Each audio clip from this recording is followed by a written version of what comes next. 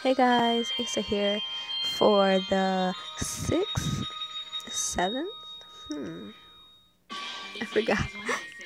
But this is our new video for the 12 days of Christmas, and today we are playing MITCHIRI NEKO.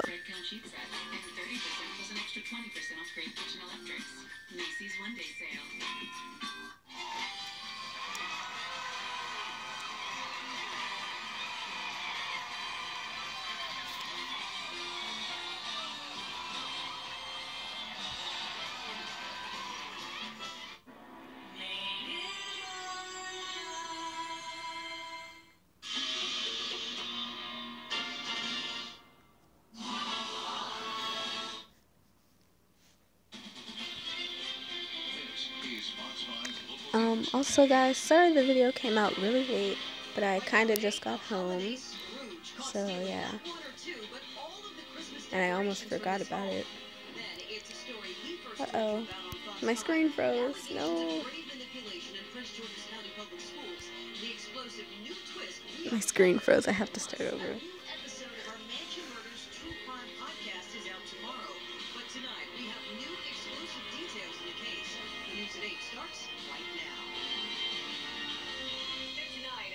In the D.C. mansion murder mystery and the many unanswered questions surrounding that case. Fox 5's Marina Morocco has been following the case of the brutal murders of the affluent D.C. family and their housekeeper killed inside their Northwest D.C. home. She's got the latest. Marina. Yeah, it's been now almost 3 years since the mansion murders, and there's only been one arrest for the murders of the Savopoulos family and their housekeeper. The suspect, right there, Darren Wint. Now, since his arrest, Wint, who remains awaiting trial in September, he's maintained he's not guilty. And D.C. police have also publicly said they believe there are more suspects. Now, in recent weeks, Fox 5 has uncovered these documents right here. This is a civil protection order that the middle of the Savopoulos children, Katerina, filed against her grandfather, Philip, the patriarch of the family and the father of Sava Savopoulos, who died along with his wife Amy and their 10-year-old son Philip and their housekeeper Veralicia Figueroa after being held against their will for 19 hours inside their Northwest D.C. mansion back in May of 2015. Now, a D.C. Superior Court judge granted that protection order to be sealed because of the, quote, sensitive and serious allegations of a personal nature. The order is checked off in the other box where the words sexual assault are printed in parentheses. The judge orders Philip Savopoulos to remain at least 100 yards away from his grandfather for an entire year until September 20th of 2018. He spoke to criminal defense attorney Bernard Grimm about the order.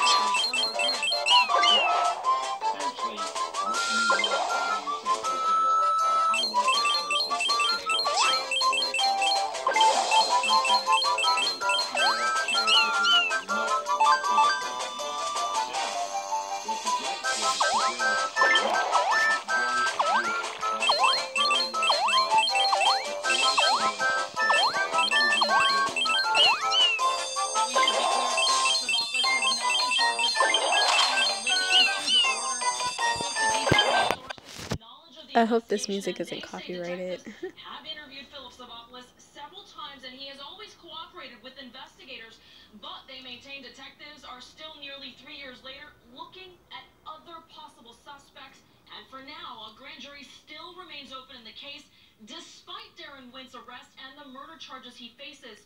Now, remember, Darren Wint was a former employee of American Iron Works, the company owned by the Savopoulos family, so he not only took orders from Savas, but also from Philip, who remains at the helm of the company following his son's death.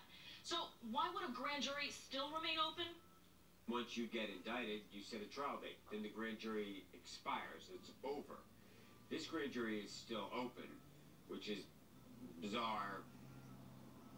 It seems to be the norm in this case, almost. Bizarre.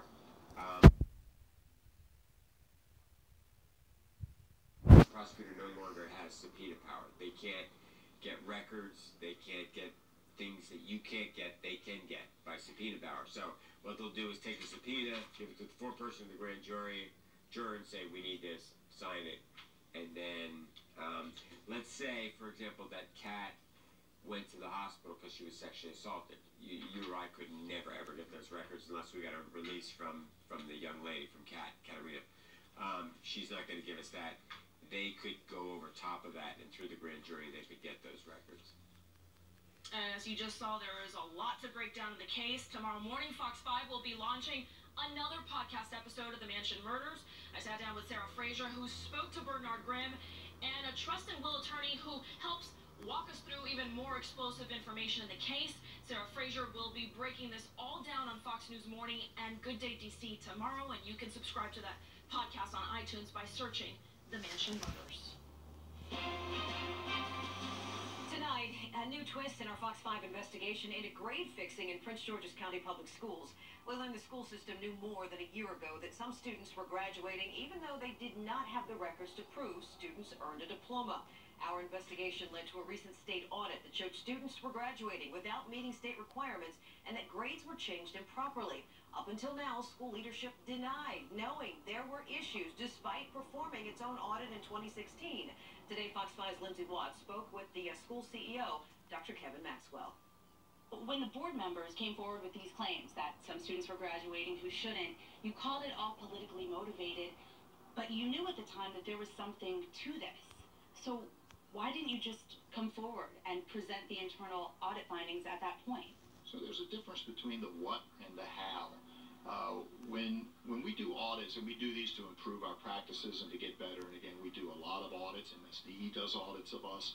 We do our own internal audits, as you've acknowledged.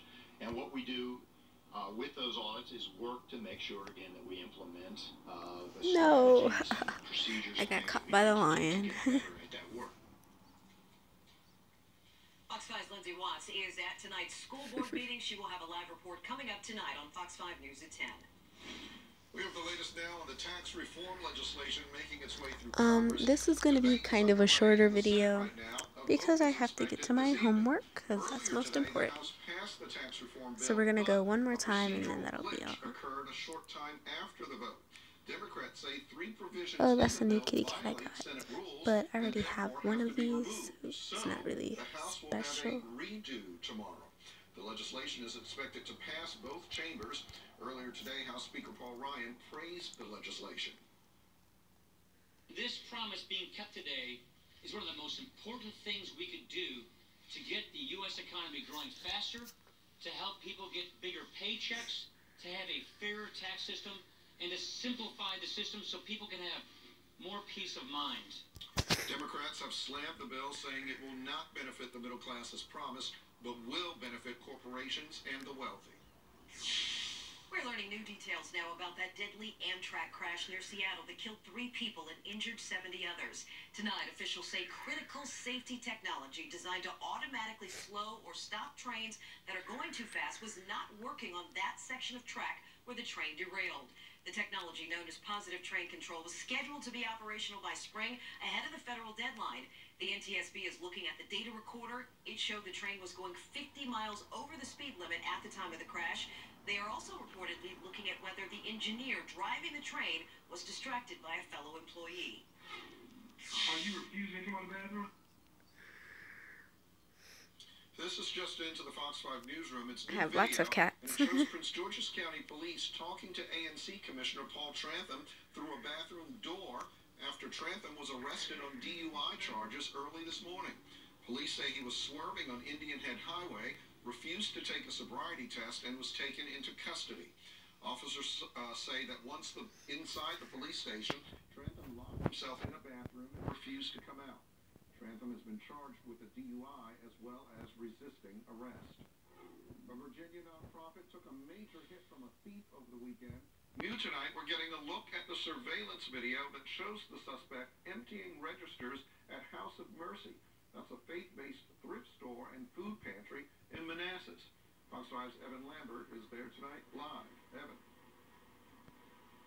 Tony, look at the damage caused by the break-in. The people inside say someone used a rock to break this door right here. The entire glass pane here is out. It's going to cost $1,000 to replace. This, again, is a thrift shop and food pantry for the needy. It's also clearly a religious organization, but that did not stop someone from breaking in and stealing some of what was inside. Take a look at the surveillance video. A burglar didn't seem to care about the religious connection to this nonprofit. This happened Saturday night, just before 9.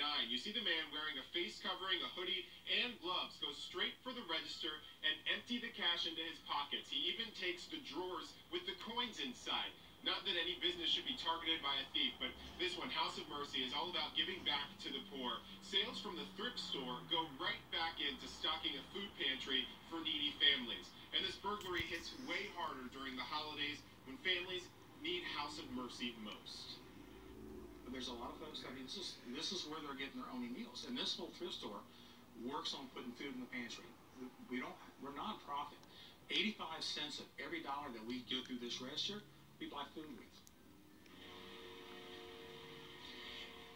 And because of the familiarity in that surveillance video where it appeared that the burglar was familiar with that cash register, I did ask Prince William County Police if they thought this might be an inside job. They say no, they don't believe that is the case, but they do need help trying to figure out who this burglar is. That If you means recognize that that person this in the video is over for today, I call guess. police. Live in Prince William County. So, Local news. happy holidays, and see you tomorrow in my next video.